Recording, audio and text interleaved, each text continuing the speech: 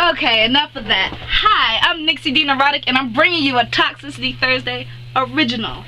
Today, I'm gonna start doing questions and poetry for my episodes. Today's subject is going to be BPD, which is borderline personality disorder, which is a disorder that I know personally. It is one in which your emotions are very high or very low, depending on interactions throughout the day. You tend to have a lot of symptoms that involve with either being way too good or way too bad, or things are polarized as white and black. It's a very interesting disease. One might ask me, how do you get diagnosed with BPD? Well, the first step to getting diagnosed with BPD is to, go to the fucking doctor. Self-diagnosing yourself isn't going to do anything. You're not going to get any of your skills. You're not going to get any of the medicine you might need. So what's the point of self-diagnosing if you can't do shit about it?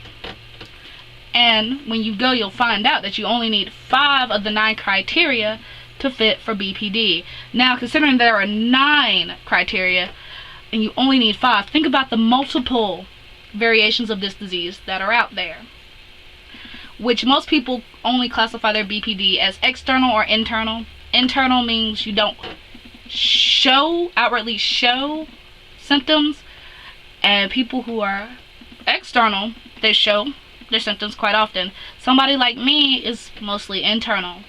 It's very rare I show how crazy I am unless I really care about you. And if I do, then I've let that wall down and you are allowed to see all the crazy. It is fun. Now, how it affects me is I have very unstable relationships. I can love somebody one minute and then want them dead the next. I can think somebody's like God worthy and they're really not. Perfect example, there was recently a guy in my life where I felt, and I still kind of feel, that he's a god in his own way, that he is just immaculate in all ways, even though when I get mad, every single flaw points itself out. And it's just great, because, you know, you have friends telling you stuff, and then you're just like, no, he's just so amazing. Sometimes idolizing your partner is a very bad thing, because finding God out of a piece of shit is like just finding a piece of shit, okay? And for me, I have very unstable self-image of myself, because I identify as bi-gender, because for a long time I've had problems figuring out who I am. I didn't know if I was a guy trapped in a girl's body, if I was a lesbian, if I was only attracted to odd things, if I liked purple or blue, and it's still like that sometimes. Sometimes you might get the punk, goth, awesome, nasty Nixie that everybody likes to game with, or you might get me, the odd, slightly twisted Nixie. Who knows? Now, for how I take care of my BPD, I write poetry, I go to therapy, I go to group therapy. These are all part of my treatment plan, which everybody's treatment plan is different. And yet again, you go to the doctor to figure out what you need.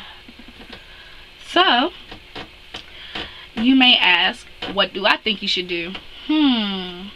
How should you go about finding out if you have BPD?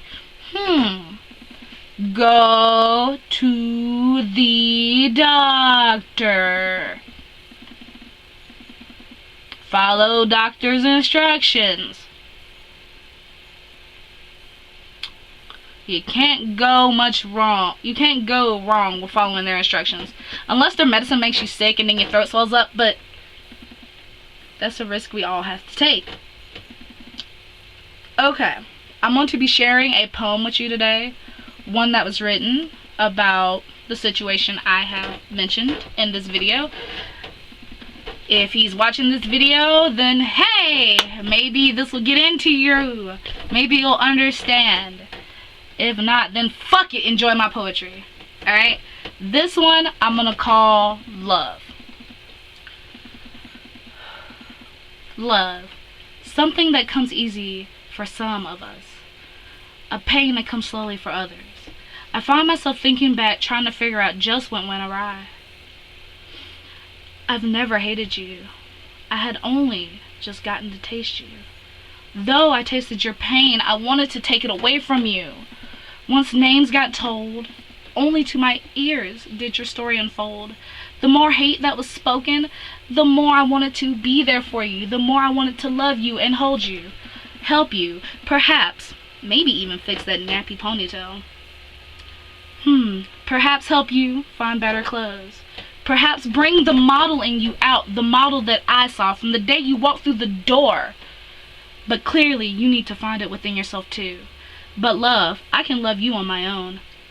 The hate between us comes from you alone. Now I'm nothing more than a dog, chasing a bone covered in spikes, only because that bone itself is the one that wants to be spiked. But the scars in my mouth have finally healed. I've buried you in the yard of death. But if only you called my name, I would run back, only to be faced with the pain, the bleeding, I guess I'm the lost one, with my wounds open and bleeding again. My own romantic suicide.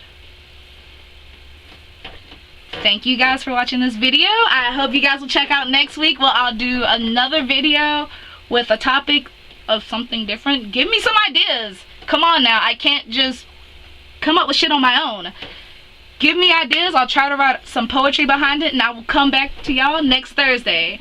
Until then, remember, stay toxic.